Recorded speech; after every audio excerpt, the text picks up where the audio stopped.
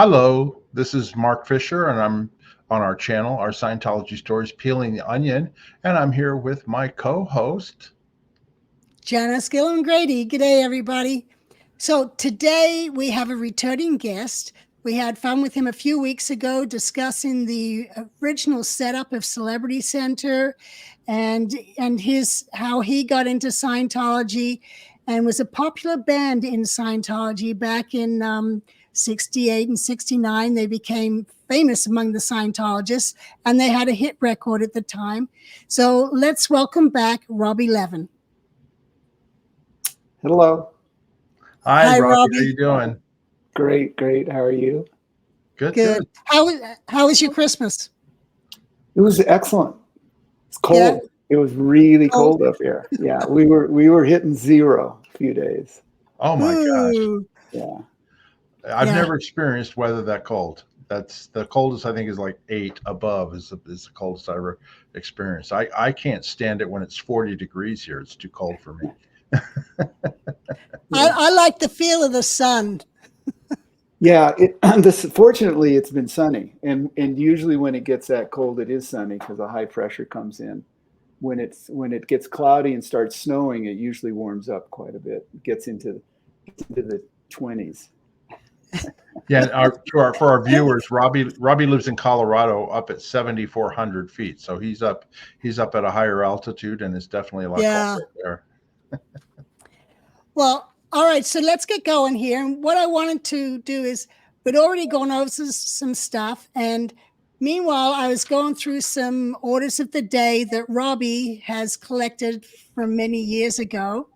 And here on the 13th of May in 1969, it indicates that the band people had been doing ship training as their basic Sea Org training. And then once they finished that, they then started working with my mother in setting up Celebrity Centre. So the first orders of the day for Celebrity Centre, which we have here on file, was 11 July 1969.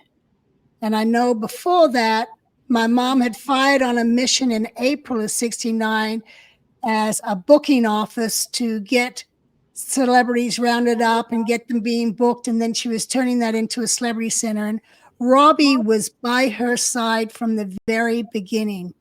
And that's part of what we'll be discussing here. And so. Plus the band had joined the Sea Organization at that point, right, Robbie?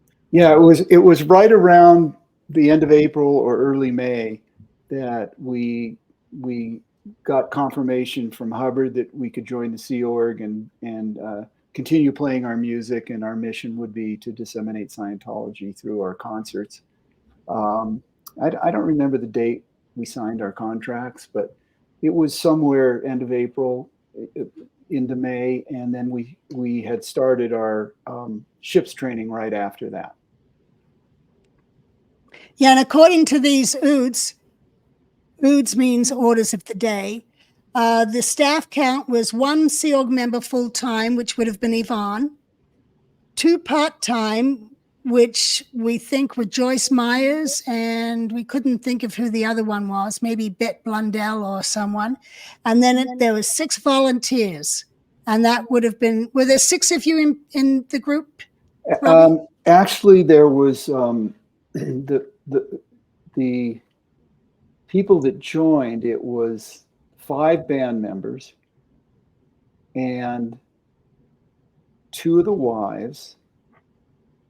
Oh, actually 3 of the wives, because Snooki joined too. So that was 8. And then Jeff Hathaway, who was our main roadie, that was 9. I'm trying to remember who the 10th was. There was 10 of us. There was 10 of us in the Sea Org. So there was some, supporting entourage, and a couple of the wives spent almost all their time at Celebrity Centre. Snooki was at that time. Snooki was touring with us as kind of as the liaison between Celebrity Centre doing all the administrative work. And if you look at those oods, I don't know if you want to put those up, but yeah, I just want to let the viewers know this is a photograph of Robbie's band, People. And those were the five. That was the 5 band members that had joined the Sea Org. Yeah. Yeah. Yeah. And you're on the right there in the white shirt up front, right? Right. With the heavy Scientology emblem around my neck. Yeah. You were before Flavor Flav, huh? You had the big emblem, the big hood ornament. That thing was supposed to go on the bumper of a car. Right. Do you want this item here? Is this what you want? Yes, that's the one we're talking about. Yeah. So what if you go, and I sent you quite a few different orders of the day, but if you go into ones that were maybe in the 10 or 15, days in, as that staff started changing, the number of staff, they started putting in 10 people. So they'd have how many staff members, and then they'd put 10 people, and the 10 people is up in the right-hand corner. It says people. That was the project. That was the Sea Org members that were in the band, and the spouses. And what was very interesting, because back then, everything was done on a typewriter, a traditional, old-fashioned typewriter, and they'd have to put in carbon copies. And so I still have all these orders of the day, and they're carbon copies. And I think they only did 3 or 4, because you can't really, on a typewriter, you really can't get too many more carbon copies, and you're putting carbon paper in between each one. And so in the upper right-hand corner, it says people, that would go, those orders into our in basket at Celebrity Centre every day. And then we would collect them. We might be on the road, which would mean nobody'd be there to collect them. We'd get them when we got back. We'd have all those oods. At this time, was it at the new 8th Street Celebrity Centre, or were you guys still on Beacon Street? Good question. I think it might have been, I don't remember what date it actually became Celebrity Centre. I have a feeling Celebrity Centre came a little bit after that, because this is right at the beginning when it was just first set up, and the name Celebrity Centre was brand new. So I don't think the 8th Street facility had either. They might have gotten it and they were prepping it, but they weren't ready for it. It wasn't done yet. Right. Hey, Robbie, do you know where the name Celebrity Centre, why that name was chosen, or who came up with it? I'm pretty sure Yvonne did, if I remember correctly. Okay. Yeah, because the original name was Booking Office, and then she's the one who then worked with that and started building from nothing. Yeah. And if you look at how Celebrity Centre is spelled, that's not the American way. That's the English No, it's way. Not. And they've kept that to this very day. Yes. Yeah. Yeah. So that's my mother's spelling. Yeah. So we would get these oods, and again we would get a carbon copy, and I'm not sure who else was carbon copy. I know there was only 3 or 4, because I remember being there when they were actually typing them up a couple of times, thinking, how many copies can you make, or something like this.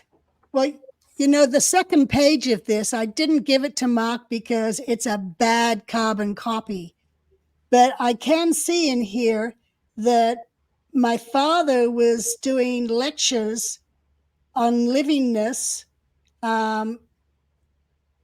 at Celebrity Centre for my mother. So he was being used to do different personal efficiency lectures from day one. Mm-hmm. And I remember being told that she had no chairs for the Celebrity Centre, so my dad went and bought some fold-up chairs so they'd have chairs for the course room and for his lectures. Yeah, I was pretty bare bones at the beginning. I think there was not much budget at all. The other thing I was going to say from these oods, I'm scrolling down here. You notice here it says Stephen Boyd, Stephen Boyd was the actor who was famous for the movie Ben-Hur. It says Stephen Boyd is now OT6 and plans to start the St. Hill Special Briefing Course very soon. He's strongly encouraging training for all Scientologists, and his new purpose line is to do all he can to further Ron's work. Stephen was personally congratulated by Ron via telex after he went clear. And just so that people remember, here's a picture of, this is Stephen Boyd here, who's famous for his role in many movies, but most famous in Ben-Hur, opposite Charlton Heston. And unfortunately, he passed away in the 70s. He had a heart attack at a very young age, I think. Very young. Yeah, he's in his 40s, I think. Yeah. Yeah. Anyway, just wanted to point that out. Yvonne spent a lot of time with Stephen. Yeah. She really kind of nurtured that relationship and nurtured him through his auditing.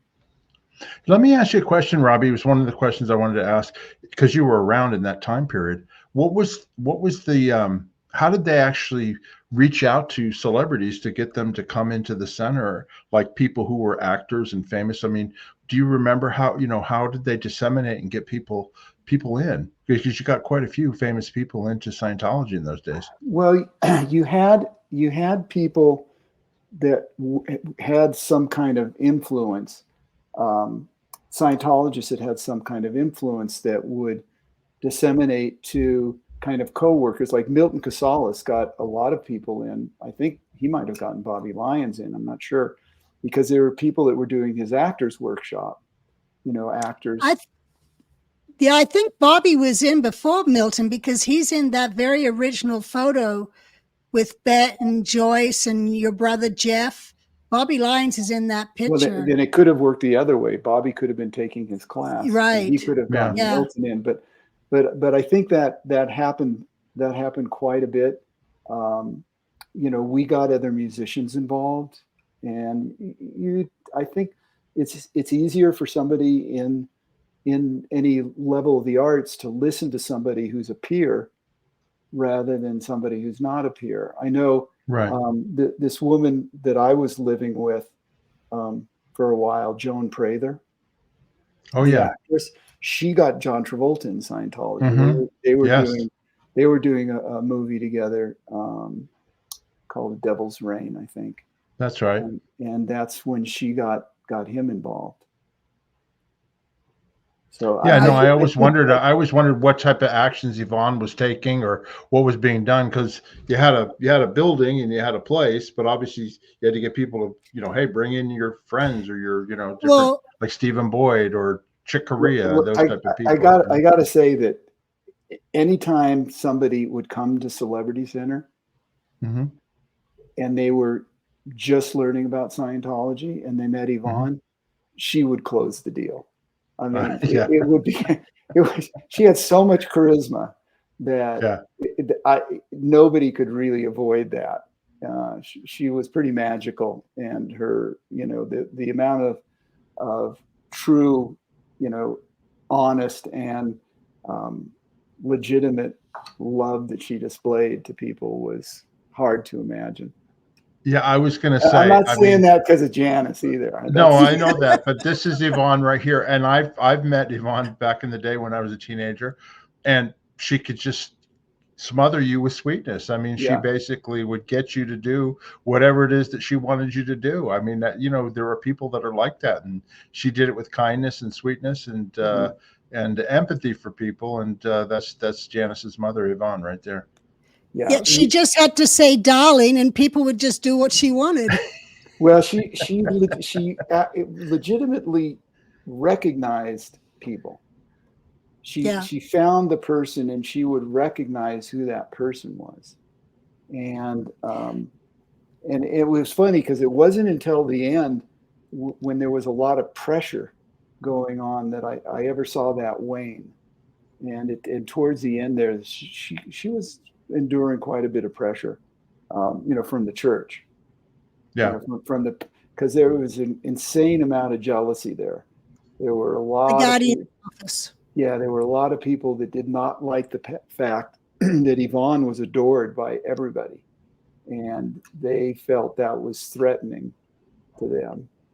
I'm sure very similar to what would have happened if Miscavige was around. That same, that same narcissistic personality that doesn't like to see anybody else get the attention. Yeah, anybody else that has that kind of magnetism becomes a quote unquote threat to the person who doesn't like it. You know what I mean?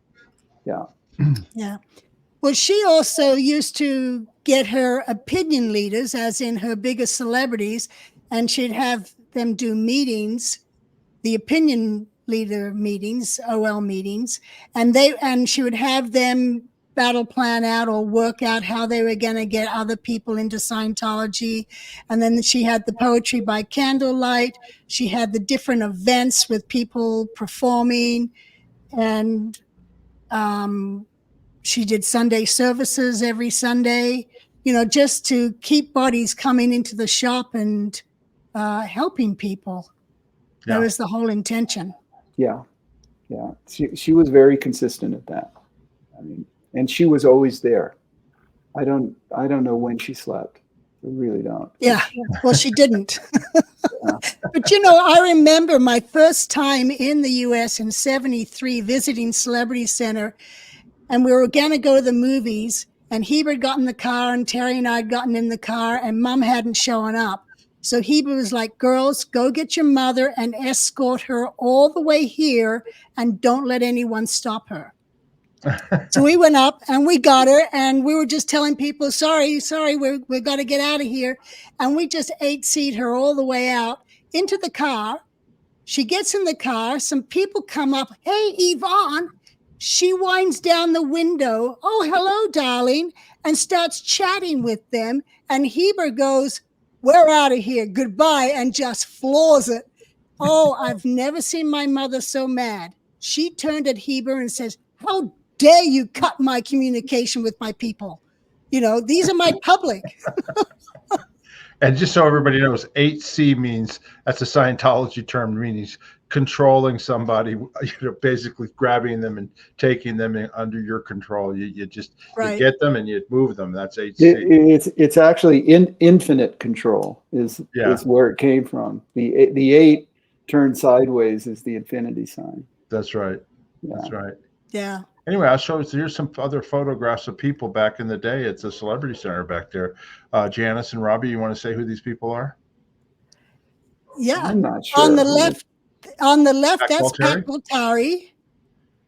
Gualtieri, and then Joyce Myers, Chris Maney, and Kathy Wasserman.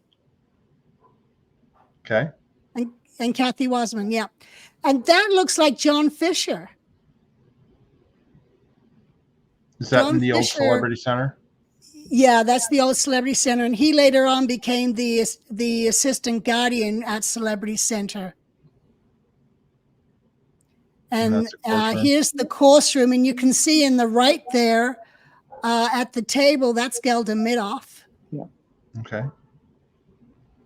And that's Kenny and Mickey Lipton. Yep. Mickey used to be married to Bob Midoff. Oh, okay. Yeah. And then Kenny, his sister is Peggy Lipton, who was married to Quincy Jones. That's right. And then Kenny was a longtime friend of Janis and mine. And he came here to Las Vegas with us after leaving the Sea Organization. And he was partners in the mortgage company with you, right, Janis? Yes, he was. He was a good partner. And then he died, I guess it was 1998 when he passed away at 50 years old. Yeah. Yeah. And here again, that's Kenny on the left in the back. I think that's Bruce Rigney and his wife. And in the front on the left is my mother. I don't know who the other lady is. Okay. Robbie, can you recognize anyone? I don't recognize her. No, I don't. Okay. She looks really familiar. I just can't place the name. Yeah, I can't either. All right. This one here, there's Gelder in the left, in the back there with the long hair, standing next to that gentleman's name was Frank. He was dating Candy, Candy Swanson, who's on the right side of my mother. I don't know who's getting married. But yeah. And then, that there is Sandy, I don't know what her name was when she was there.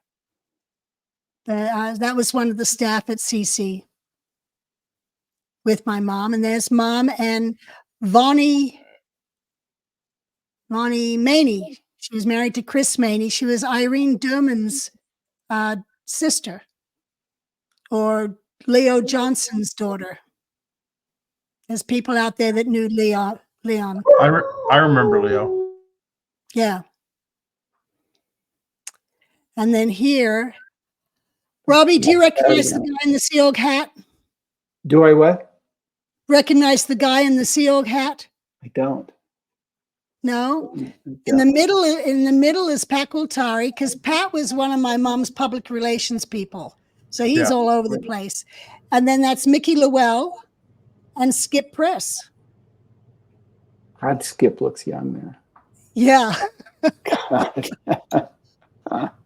Very young. And that's Roger Weller with Mick Jagger. Yeah. And there's Amanda. There's Amanda with her daughter, Amanda.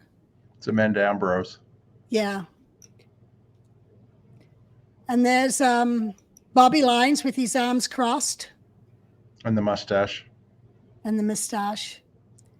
Isn't that on the left? Is that Gabino? It's Ken Gabino. Yeah, that's Ken Gabino. Yeah. Yeah. Who was married to who was Ken? The actress he was married to. God, I can't remember her name now. I just remember the name Ken Gabino. Janis, what was his position? He was definitely a known person in the celebrity. He was a financial advisor. Yeah. He had a company. Oh, that's right. He was a public person, right? And a financial advisor. Yeah. I did the purification rundown with his wife for 3 weeks in a sauna. Did you do it? Did you do the sauna at the Manor, or where did you do the sauna? No, we did it at a private home. Oh, okay. With a swimming pool that we could go. It was a dilettante purification rundown. I did my purification in the basement of the Blue Building, and we had them set up movies for us, and we'd watch movies while we were all in the sauna. Yeah, the easy way to get through it. Yeah, my purification, I was on the original purification rundown in Clearwater, and it was in the breezeway of the Fort Harrison where they had the laundry room, and it was right across from the laundry room in the breezeway that went from the garage to the swimming pool area. And they built a big sauna in there, and we did it 5 hours a day, 7 days a week until we finished. Yeah. Anyway, then this is Chick Corea on the left and Gail Moran on the right. His wife. I don't know who's in the middle. That's Chris Potter. She was married to a sax player, Billy Potter. Okay. Dick Glass. The eloquent elephant. Yeah. Who's that? Dick Glass. Dick Glass. The very first week that they started playing music at Celebrity Centre, we performed with Chick and Stanley played. And I'm not sure if Al DiMeola was playing guitar at that time or not, but they played and then we played. And I think Dick also might have played at that performance. What did he play? Was he just a musician? He played guitar. He was a solo artist. Okay. He later joined the Sea Org and actually would go out on recruitment tours, performing and then recruiting at those performances. Yeah. He was a real character. And that's Ernie Lehman. Who's he? Ernie was a director. I don't remember him. Yeah. Of course, there's people. Yep. Who's that? And that's Dan. What's his last name? He was like a TV actor, right? Yeah, he was. Or I thought it was Jim. Oh, Jim Mulligan. Sorry. There we go. Okay. Jim Mulligan. Sorry. Oh, there you go. Yeah, it's Jim Mulligan. Mario Fettinger. Yeah. Mario. Mario had been in Scientology. He was at St. Hill back in the 60s. Yeah. And he was very close to Yvonne. Yeah. Yes, he was. He even came after my mother had passed and I got married. Mario came to my wedding. I got a great picture of the two of us together. And he stayed in touch with me all the way to the end. Even though I was declared, he still remained in touch with me until he passed away. Sweet man. Yeah. And that's Kenny's sister, Peggy. Yeah. Peggy Lipton, Mod Squad. Mod Squad. Yeah. And she did Twin Peaks too. Yep. Stephen Boyd that we mentioned before. And then here's Rocking Horse. That's you, Robbie, right there in the white with the rainbow on the pants. Yep. And Yvonne in the middle. Second band, right? What's that? That was your band after People? Well, I kept changing members, and People never stopped playing. But by the time the last member left, which was Albert Ribisi, Giovanni's dad, there were no original members left except me. And at that point, what you see was what People had become. But Daniel, who's on Yvonne's left, came, and it was People. He was still part of People, and Lenny, who's left to him, was part of People. And then once we got the drummer Pug and Chuck Osteen on my right, we just decided to change the name because it was a different band. It was a different kind of music. It was much more R&B oriented. So we just changed the name of the band. Cool. Now, Al Ribisi, I remember in 73 when I came to the U.S., my mother ended up going on tour to Mexico. So Terry and I went down there, and Al and Gay Ribisi were with her. Gay was pregnant with the twins at the time. Right. So I guess, and Al was doing public relations work with my mother. Because I remember we went to the Mexican pyramids and Al climbed all the way up to the top with us while Gay, big belly at the time, sat down at the bottom. She didn't even make it up a few steps on the pyramids. But so he must have totally been out of all the music industry by then. Yeah, I think Al left, if I'm not mistaken, in 71, I think is when he left the band. Okay. And then he was just full-time in the Sea Org at that point. Okay, because, and I remember when the twins were born, I think they were born at the Lake Street house at Celebrity Centre. Yeah, that was right at your. No, he had a publishing company that did a lot of publishing for police stations in Los Angeles, and did newsletters for these police stations, and I think he's still doing that actually because he's still in. Yeah. I knew he was still in Scientology. Yeah. And then he's the father of Giovanni Ribisi and Marissa. Both actors. Yeah. And Marissa was married to Beck. To Beck, right? Who's David Campbell's son. David Campbell's son. Yeah, and I think Giovanni's kind of disillusioned at this point, if I'm not mistaken. Yeah, I've heard that too. And so. Yeah. Now I wanted to show this, Janis. This is the announcement of your mother marrying Heber. Yes, that was in 1973. That was the announcement. The new civilization. I guess the AO put that out. Happy marriage based on common goals. Yvonne and Heber Jentzsch. Yep. I didn't get invited to the wedding. Did you go, Robbie? No, I think I was on the road actually. And then this is a picture. That's Heber on the right and your mother on the left, correct? With Chick and Gail. Yes. That's not Gail, but that is Chick. Oh, that is Chick, yeah. Yeah. And that's a blurred picture of my mom in her office, but that I included because it shows the different actors. She put pictures on her wall of the various different actors and directors and artists that she was working with. And there she just married Nancy Milner, who was her flag representative, meaning she had to write all the reports to Flag about what was going on at Celebrity Centre. And so that was Mom, who had just married them. And that's at an event that she did. She was very good at doing events. Yeah, the last event that I remember doing with Yvonne, I think, was at the Anaheim Convention Center. That was a big event. Big event. Yeah. It was 19. Hold on a second. Pull the book out. 70. I was going to say 75. Something I'm going to say that. 76. Yeah, did you perform at it? Oh yeah, we performed. Okay. And Yvonne introduced everybody, and it was really. Why don't you show our viewers what you're looking at? Oh, this is a log of all the gigs that my band did for 11 years. From the 1960s through the 70s, right? Yeah, through the 70s. While he's looking that up, when I went up to San Jose back in August to see the release of Robbie and Geoff's movie, I was staying with Sandy Holman, who had been in the Sea Org with me. Well, Sandy went to the same school as Robbie and Geoff.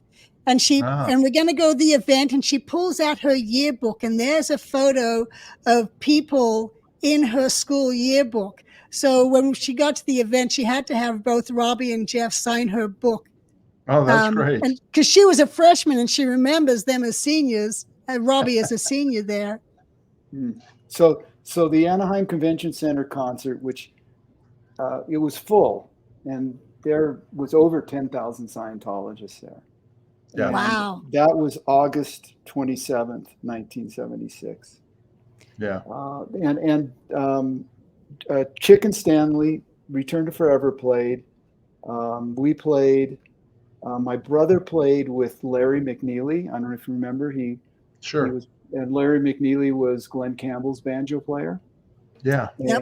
And they played. Trying to think who else played. There was only 3 or 4 musical groups, and there were some people that talked, and I think there might have been some other kind of, not poetry, but some storytelling. I'm not sure. What about Back Pocket, Pat and Pat? Not at that event, I don't think. No? I don't think so. I'm trying to remember. I remember all the kids were there. Quentin was there, Diana was there, Arthur was there, and these are the Hubbard kids. Yeah. These are the Hubbard kids. I was just talking about. Yeah, they were all there, and I don't think they had ever seen us perform before. And they were because they'd been on the ship, so this was their first time off. And they were just kind of blown away by the band. And I remember afterwards, I spent a bunch of time with them, talking to them. And then I got pretty friendly with Diane at that point too. Yeah. All right. She's still in. I know. Yeah. All right, I want to go back and talk a little bit about earlier in the 70s, right? So Celebrity Centre gets up and rolling at that 8th Street location, and then at what point didn't it move to like another location before it ended up on the La Brea location? Before Franklin and La Brea. I don't know. Was there another location? There was a manor. There was a manor, I think, in the Los Feliz Hills or something like that. And Mom loved the place. It was much better than being downtown on 8th Street. But what happened was the stats fell. They moved and the stats got worse. So when Hubbard found out that they'd moved, he ordered them back to the old 8th Street. And so they had to move back there. And when Mom was trying to upgrade and get it out of downtown area, because, it was right next to MacArthur Park where, the Mirror Man was and the Rag Lady and, all these people who were a little off. I remember MacArthur Park is where, when I was doing my OT6, you went out one of the drills was going out and looking and things. And I went to MacArthur Park, and there's bums everywhere. It was pretty now, funny. when did they move to La Brea? When did they? Yeah, that's the building I remember the first time I ever went out to LA. That was, let me think. Well, 78, 75 they moved to La Brea. Yeah. Because January 76, I did a mission to Celebrity Centre, and they were at La Brea. That was a much better location. I mean, that was literally Hollywood and La Brea, Hollywood Boulevard and La Brea. It was definitely, I remember that building very well. Yeah, three-story building. That picture of Rocking Horse with Yvonne. Yeah. That's where that was taken, was right up front there. Okay. Yeah, and Knox Martin had done a big mural on the wall at La Brea, and they'd really fixed up. It was a good place. Yeah. Yeah. So Robbie, so you all were you all were Sea Org members touring and all that sort of thing. But then at what point did you like leave or break away, or what happened? What happened was Clarice Jackson was sent out she was sent to Los Angeles, and she was really the Gestapo. I mean, if there's who is anyone that? Jackson? She was an ethics officer, and I guess she was a flag on the ship, right?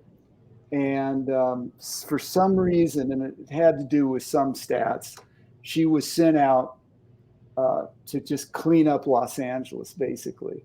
And she was where we ran into her was on 8th Street. It's Celebrity Centre on 8th Street. This is 1972. And I think I might have mentioned this story in our last interview, but she hated us. She hated a lot of people. She wasn't fond of Yvonne either, especially Yvonne, because Yvonne was adored by so many people. And she thought that we were just total dilettantes. The band I'm talking about, that we were dilettantes because we're touring as a rock band and having all the quote unquote privileges of being a Sea Org member. I'm not sure what those are. And yet living in the real world. Yeah. And so so she put the hammer down and just basically tried to stop us from doing the project. And she assigns a bunch of ethics. I think she put everybody in liability or doubt. And we were really working well. We were disseminating a lot of Scientology. We were selling a lot of books. We were getting a lot of people on mailing lists, and we were getting a lot of people into Scientology, which I had done ever since I got in '68. I mean, I got Spanky into Scientology, and Spanky Taylor. Yeah, and so she basically tried to crush us, and Yvonne was trying to defend us, but she was taking her own heat from Clarice, because Clarice was given a lot of power, and so the band just, I mean, everybody had the attitude of, screw you. We're working, we're doing a good job, our stats are up, so you want to screw with us, fine. And so everyone said, screw it, we don't need to do this. And I talked to Yvonne about it, and Yvonne, like I said in the last interview, Yvonne kind of swept the whole thing under the rug and just routed us out of the Sea Org with no lower conditions, with nothing, and I don't even think there was any freeloader debt. I didn't have any freeloader debt, but a couple of the guys had some training that they had gotten while they were in the Sea Org. Because when I joined, I was already OT6, and I think I'd already completed level 2 of the briefing course, 2 or 3. And right. And you paid for that already, right? Yeah. And so she just made it easy for us, and we routed out. And then shortly after that, Clarice got recalled because she had done so much damage, and she got recalled back. But by that time we were already out. We were done. And I had moved from close to LA, out to the San Fernando Valley, out to Woodland Hills, which was quite a ways from Hollywood. And I just wasn't, that was 72. I didn't go back in. I went into orgs for events. I would go in for events when we would play, or I would go in maybe once in a while just to bring somebody in to get them on course, because I was still like, Daniel Dick was the only one that was in Scientology that came into Rocking Horse. The other three guys had never been in Scientology, and I got all three of them on courses in auditing. And other than that, I just wouldn't go in, because I had a real bad taste in my mouth about the people, not Yvonne, but the other people at the org. It was like, I just didn't want to deal with it. Because you had a real close connection with Yvonne. So after 72, were you out of touch with her?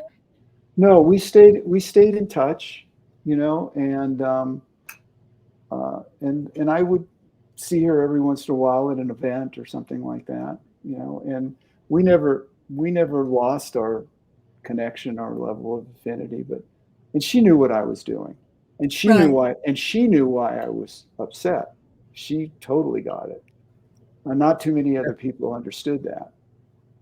Now, what did you end up doing? Did you continue doing your music, obviously with Rocking Horse and all that? But what did you do from 72 to 1980? Because you mentioned in the earlier video. Well, Rocking Horse toured, and we recorded 2 albums with RCA Records. And then in the end of 1973, while I was playing music, I had met this guy, and we started this clothing company. And we started airbrushing clothing, like that picture with the rainbow pants that I had on. So I painted those. And that's what we did, is we painted clothing. And the company started getting really big. I mean, really big in it.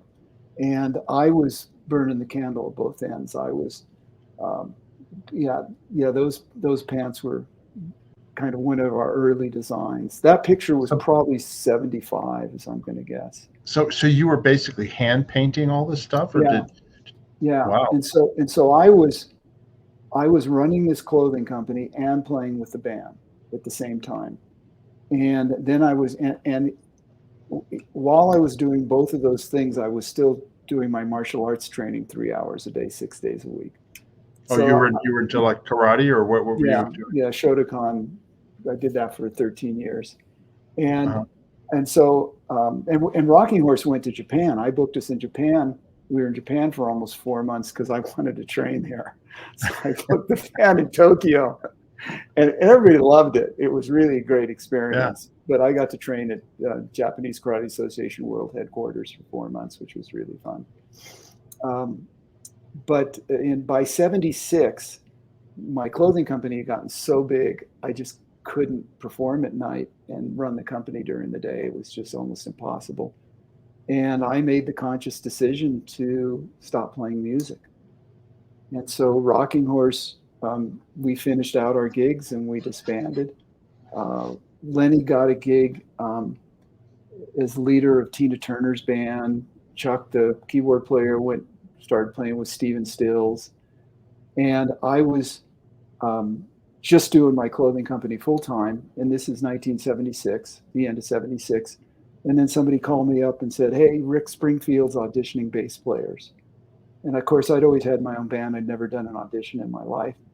But I was familiar with his first album that he did with Chelsea Records and really liked his music. So I went out with like 50 other bass players and I auditioned to, and I thought, well, I probably won't get the gig, but it's worth trying, what the hell. And so there was like 50 bass players from all over the country auditioning, and I got the gig. And then while I was doing my clothing company, I was on the road with Rick for 2.5 years playing bass. But that was a lot easier because, it was just a few concerts. It wasn't like hardcore full. Well, he was acting then too, right? In the soap opera. So he hadn't started General. He hadn't started General. He hadn't started that yet? Okay. This was end of 76, 77, 78. And there's if anybody wants to see it, there's a documentary that you can Google on YouTube. If you put in Rick Springfield, 35 years in the making, it's a reunion concert that we did 12 years ago with the original 70s band with Rick Springfield. It's an 18-minute documentary that I did on the reunion show that we did back in 2010. And so I just got heavily involved in the clothing company, and then I hired some other ex-Scientologists to come in and help me, and Vicky Lewis at the time, who's now Vicky Spear, who I'd known since we were kids, since before we got into Scientology, because I got Vicky into Scientology as well. I did not know that. Yeah, I got Vicky into Scientology. Vicky and I were real close before we got into Scientology. I think when we met, Vicky might have been 15 or 16, and I'm a year older than Vicky. And then she got into Scientology, and then she became the CEO of PubsOrg. I was going to say, she was famous for the publications, the books. Yeah. And so she was also a singer. She was a singer. She still is. Well, I know she is now. She was a singer, and she was doing music theater in high school. When I met her, she was doing music theater. And so we were very, very close. I mean, Snooki and I, we were best friends with Vicky and her husband at the time, Peter Lewis. And so we were always spending time with them, and our kids were kind of growing up at the same time. And then Vicky got real disillusioned with Scientology at the same time I did, the exact same time I did. Is this like the mid 80s or early? No, this is like 80. This is 1980, 79, 80. So Vicky left, and I hired her. She came to work at my clothing company, and nobody knew that we were out. We were under the radar at that time. Nobody knew we were out of Scientology. And I had gone to Flag, and the first time I went to Flag, Vicky was working for me, and I came back from Flag and said, why didn't you tell me this stuff? Because Vicky she was afraid to disillusion me at the very, very beginning. And then I went to Flag, and the whole thing was a bust at Flag. And I saw what a joke it was. And then we were I was going to ask you, because you were OT6, from 72 or whatever, did they contact you when Ned for OTs came out in 79? Well, they didn't. That would have been the logical next step for you, would have been the new era identics for OTs. Yeah, no, I knew about it. And that's why I went to Flag, because I wanted. Yeah, because that's where it was being delivered, and it was Boomtown at the time, but then shortly thereafter it became Hell City. Yeah, and that's why I went, and I hadn't done any auditing or training since 72. So it had been 8 years, and during that time I had grown up with 8 years of this clothing company. They became very large, and we sold to every retailer in the United States. We were dealing with the biggest retailers, with Maycorp and US Shoe and the big department stores, Sears and Penny's and Montgomery Ward's, and we did huge volume. We were doing our high-end stuff was in Neiman Marcus. So there was nobody that we didn't sell to. Mm-hmm. And I was dealing with the regular corporate world, and I don't know if I mentioned this, but so I called them up and I said, what's the nicest room you have at the Fort Harrison? And they said, well, the governor's suite is the nicest room at Fort Harrison. I said, okay, well, book me that. I'm coming for a week.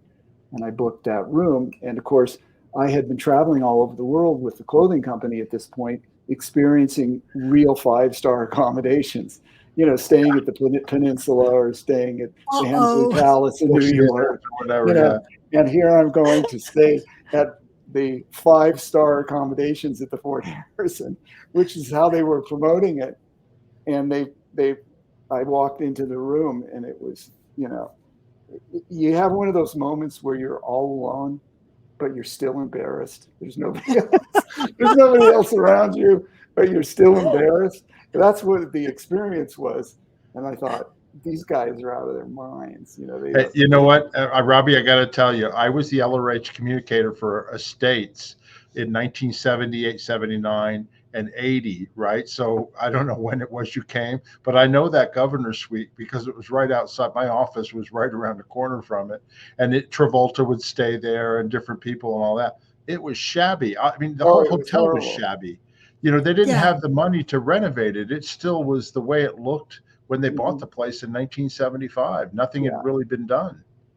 Well, and between that and my organizational skills, running $100 million a year clothing manufacturing company, I go into the Fort Harrison, and I wasn't at that point after 8 years. I wasn't afraid to call a spade, and so I said, how?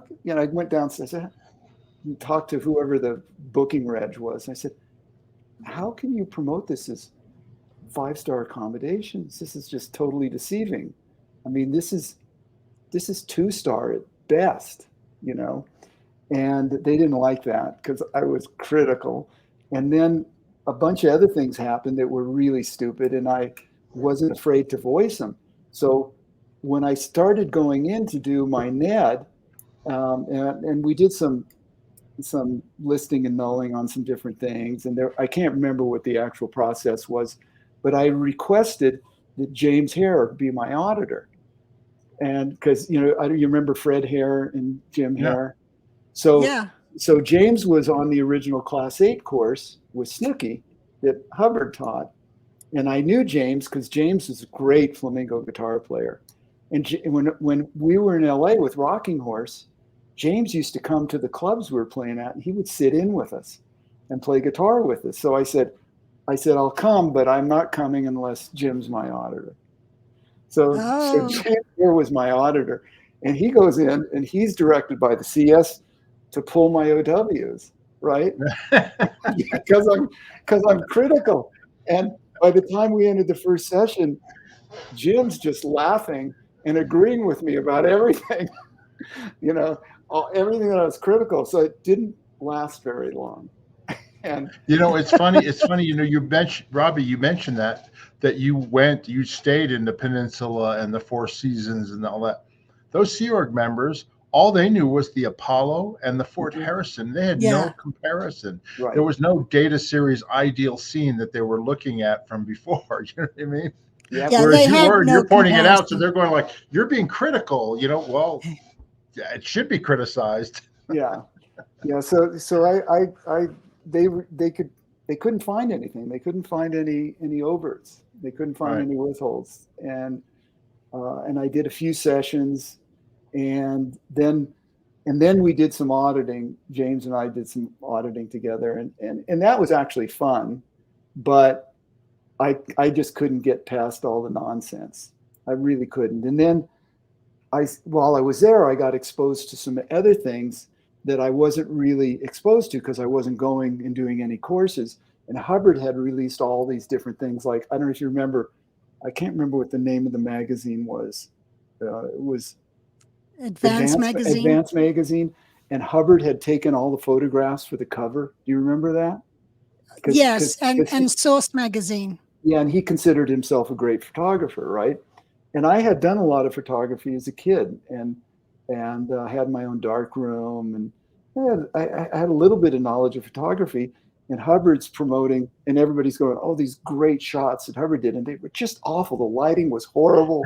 It was just the worst photography. And I'm starting to question Hubbard, going, well, if he knows everything, how can he be such a bad photographer? And then I had gotten into nutrition in the early 70s, and I had been doing all my own studying on nutrition.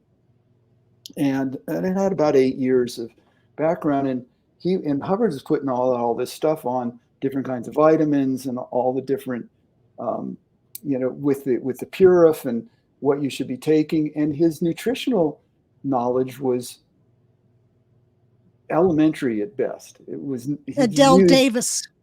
Yeah, and I was into Adele Davis in '71 when my son was born, but he was pretty antiquated, and he really didn't know that much. And then the thing that the straw that broke the camel's back for me was the Apollo stars and the music being so bad, and Hubbard being part of it. Yeah, Power of Source. Oh my God, it's unlistenable. I mean, unlistenable. Another moment where you're in a room by yourself listening to that, and you're embarrassed, and there's nobody else in the room. I thought the same thing. I thought the same thing, and I was only 17, 18 years old at the time. I went, yeah, this is horrific. Horrific. Oh, I hated it. But when Geoff showed up on the ship, I was like wondering, I wonder what Geoff thinks of this. He hated and it. I need to ask him one of these days. He couldn't wait to get out of there. It was such a horrible experience for him having to perform with these terrible musicians, right? So between all those things, Hubbard debunked himself to me. All I had to do is just look at what he was doing from a different viewpoint, having grown up in the business environment for 8 years, and then being reintroduced to the new Scientology, the new advanced, better Scientology at Flag. Yeah. And I was pretty much done. It was over for me. And so I went back to LA, and I had $60,000 paid in advance because they were raising the prices 5% a month. And I thought, well, I better pay for all this stuff in advance. And I hadn't spent it yet. And did I tell this story in the last interview? No. Okay, so I said I want my money back. I want my advance payments, and I showed them the policy that says if you haven't spent money on courses and it's advance payment, you can get the money back. And they said, well, yeah, but if you do that, you can't ever do Scientology again. I said, yeah, it's fine, no problem. And they said, well, you're going to have to route out, and you're going to have to do a whole routing form. So I went back to Flag, and it was the principle.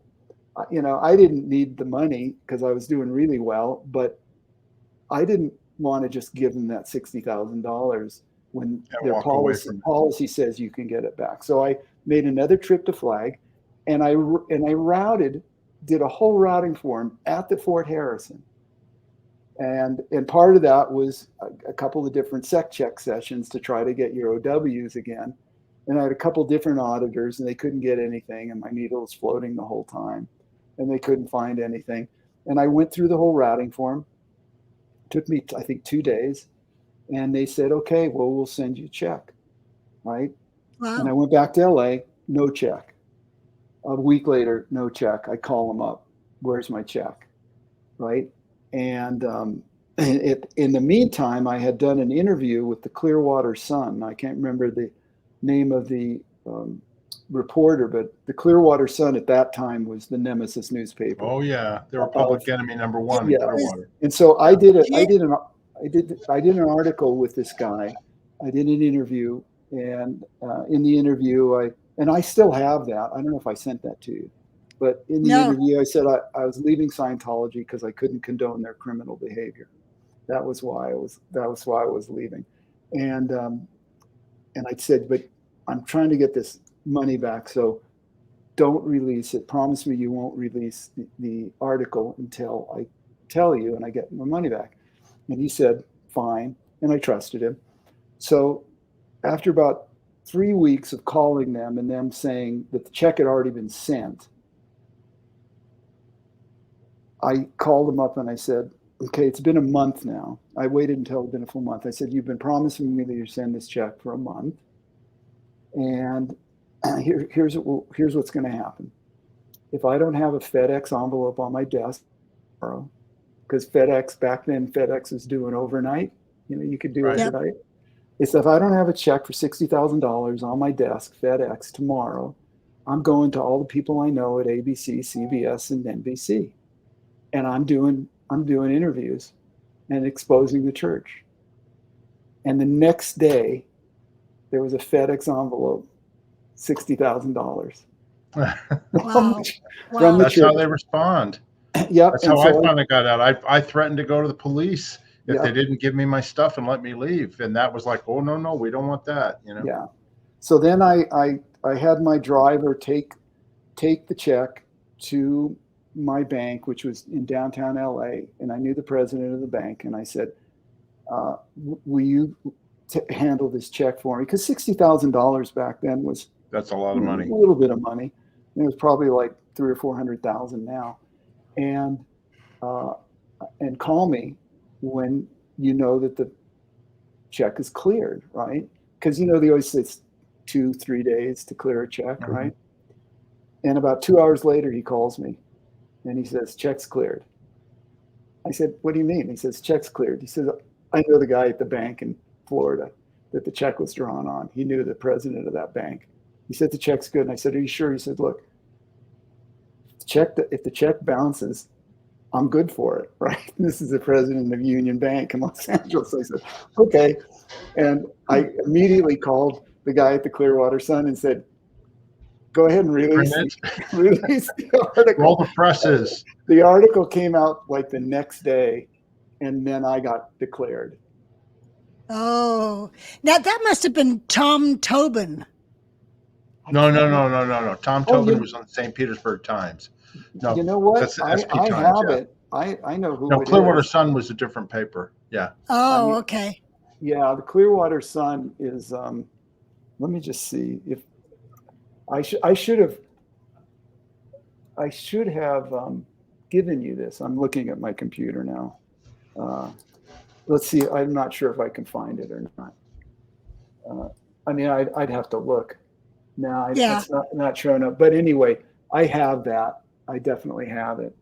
And now I have an important question, Robbie. When you went back to Flag the last time, did you stay in the governor's suite? No, I didn't. I stayed in Clearwater Beach. I stayed in one of the bungalows down by the pool. The cabanas. The cabanas. The cabanas, right. In one of the cabanas. Like a hotel room. And there was mold all over the carpet. Oh, yeah. It was such a joke. Oh dear. Yeah. Robbie, so what your clothing company, do you still have that, or did you sell it at some point, or no, what did you do? I sold it or my partner and I sold it at the end of 1986. We closed right at the end of 86. And then I had a key player contract with my partner and I continued and ran it for another 5 years. And then as soon as my contract was up, I was building a house in Park City, Utah. And I finished my contract and I moved to Park City. And then I was officially retired for about 1.5 years and got real bored. And that's when I decided to build a resort. And so I started looking for land, and it took me a couple of years to find the right piece of property. And then I built a resort down in Moab, Utah. And I love Moab. It's beautiful. And that was a 15-year project. I built that resort and operated it. And after 15 years, I sold it. Yeah. So Southern Utah is just gorgeous. All of Utah, really. Yeah. There's just gorgeous land. Yeah. Well, would our reviewers know the name, your clothing brand? Like, was there a name that people would have known? Well, they probably wouldn't know the clothing brand unless they were into women's clothing back then in the 80s. It was called Melrose. Okay. The resort is still the most expensive place down there. It's called Sorrel River Ranch Resort. It's on the Colorado River. Wow. And it's a pretty remarkable piece of property. Wow. Cool. That's great. Now I want to go back. We're just at a little over an hour, but I just wanted to ask, just to end on this part, Janis, I don't want to get emotional or anything like that, but your mother passed away in 1978 or 77? January 78, yeah. Robbie, do you remember when that happened? Like, I know that it wasn't broadly known that she had been ill and sick, but do you remember how you found out, or what the story was on that? I found out right away, and I think I might have found out through Spanky. Very possible that Spanky told me. I don't remember, but I think that might be how I found out. And it was, what a shock, you know. But, you know, at the time, with the pressure that she had and everything that she did, you know, I wasn't necessarily that surprised, because she took so much burden on for so many people. She really did. And, Yeah. you know, you can only do so much as a human being. Yeah. And I never knew anybody that did what she did for people. And she died of a stroke, right, Yeah. Janis? Brain tumors. Yeah. Brain tumors. That's right. Brain tumors. Sorry. Mhm. And how old Yeah. was she? 50? She just turned 50 when she had a stroke. Wow. Yeah. Now, what did they do, Robbie? Do you remember if they? I mean, Janis, you were up in La Quinta at that point. Did they do any kind of a memorial at Celebrity Center, or did they do anything that you recall or that you attended, or anything like that for Yvonne? I don't remember. Yeah, there was. Pat Gualtari and Nancy Maney were sent on a mission to individually brief the different celebrities and then put on a big memorial service, of which her children were not invited, I will have to add. But Heba was there, but not my brother, sister, or I. Was that And at Celebrity? Was that at Celebrity Center? No, they Manor, set it up somewhere else. okay. No, she was no longer at Celebrity Center. She was setting up the PR org at the Manor. That's where I met her. I met her sick. when she was the commanding officer of the PR org, because I was living at the Manor at the time, and that's when I met her. Yeah, no, the GO had successfully gotten her removed through false reports for an evaluation. And then she was put on to create Bob Thomas still was Bob Thomas still there at that time? No, Henning Helt. Okay, yeah, Henning was Bob's deputy, because one of my best friends was Artie Marin. Right. Mm-hmm. And Artie stayed, you know, after Bob left. Artie stayed, and he's still he's in Clearwater. Yeah, he's in Clearwater. Yeah. We were really good friends with Mary and Artie. Real good friends with them. Now, I was going to mention about Yvonne, Janis. Didn't Hubbard say that there should be some kind of a shrine to Yvonne at Celebrity Center? Yeah. It's not there anymore, I'm sure. It probably got wiped out, right? No, it did get wiped out. Celebrity Center was to be set up as a shrine for Yvonne, and it was supposed to have a photo and all sorts of stuff. And she, even at the PR org, she had all these big frames with the keys to the cities that she had gotten. And all that was taken down and removed from Celebrity Center. It was like you can't even see anything about her anymore. It's like she'd never existed in today's Scientology of Celebrity Center. Well, megalomaniacs like David Miscavige don't like the attention being drawn anywhere else, do they? Exactly. Yeah. Exactly. And they erased Yvonne. They erased Mary Sue Hubbard, you know, because she was the criminal of the Snow White program, and all she was doing was carrying out Hubbard's orders. And they erased Mary Sue, from photographs, right, Janis? And so they just erased these people, and they just promote Hubbard as this, you know, brilliant man who couldn't shoot a camera and was terrible at music and terrible at other things too. I don't even know that they promote him anymore. Don't they just promote David Miscavige? I guess you're right. Yeah, I mean, you don't see Hubbard's picture in magazines anymore, from what I've seen. They're always of Miscavige. Yeah. Well, different world. Different times, different world. Well, Robbie, how history can be changed. Yeah. Well, obviously, Robbie, I mean, you are an example of somebody who, you know, you made it go right, to say the least. You know what I mean? You're very successful, and you came out of it on top. And you know, we're really happy that you did, and all that. And we really appreciate you doing these videos with us. Yeah. Well, thanks. Yeah, getting out of the cult without having to drink the Kool-Aid. You know. Yeah. That's right. And it's funny. It's funny too. I mean, our experiences, a lot of the people that we're in, people like you, Janis, you know, different people, when they left, they just they're successful in other walks of life too. Mm-hmm. You know what I mean? It wasn't just that, you know, that these were good people, you know, that basically the organization or whatever that you got chewed up, you know, and I think there's potentially great value in being involved in, you know, a cult like Scientology and then leaving. I think that the experience that you have being involved in the cult, you know, some people can be very bitter and they're victims and they keep going on about how it ruined their lives, but a lot of people use the experience in a positive way, you know, and you know, there's the old Sufi saying, you know, there are no bad experiences, just experiences. It's just how you look at them and how you. And Robbie, I got positive gains and wins when I was in Scientology in the 70s doing my lower grades auditing and my communications course. Did you Oh, absolutely. Do you attribute any of your success as a person or whatever to some of the things that you went through in Scientology? Yeah, I mean, I think that the lower grades are really cool, actually. They were great for me. It's a great hook. And I think the success of having people continue on into the upper levels, which are pretty much nonsense, are attributed to the fact that whoever Hubbard got those processes from, because we all know that his greatest talent was his ability to plagiarize anything. That's his greatest talent. He was a genius at plagiarizing things. Yeah.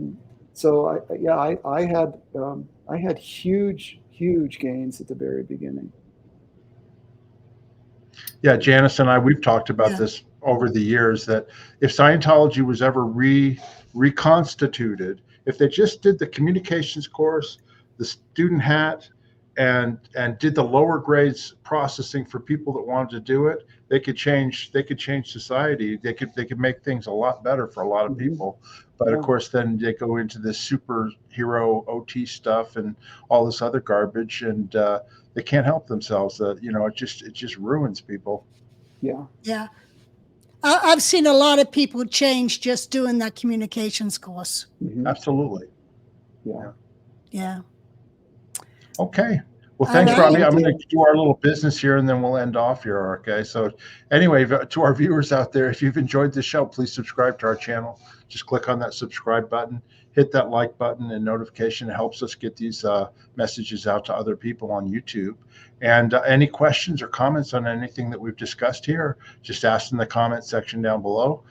We check them religiously almost every day, many times a day. So please, if you have a comment or question, mention it down there. And the other thing I wanted to mention is, if you feel like donating to our channel, you can buy us a coffee. There's a link in the description. Just click on it and you can buy us a coffee if you'd like. Janis, have you got anything else you'd like to say to Robbie or about our subject here? Oh, I always enjoy talking to Robbie. Yeah. So feelings mutual. Thanks for having me. This has been a lot of fun, Robbie. Absolutely. Yeah. Well, I'm going to go ahead and end off the video. Robbie, if you hold on, okay, we'll talk to you on the other side, okay? Yeah. All right, everybody. Until the next time, bye-bye. We'll see you later. Bye.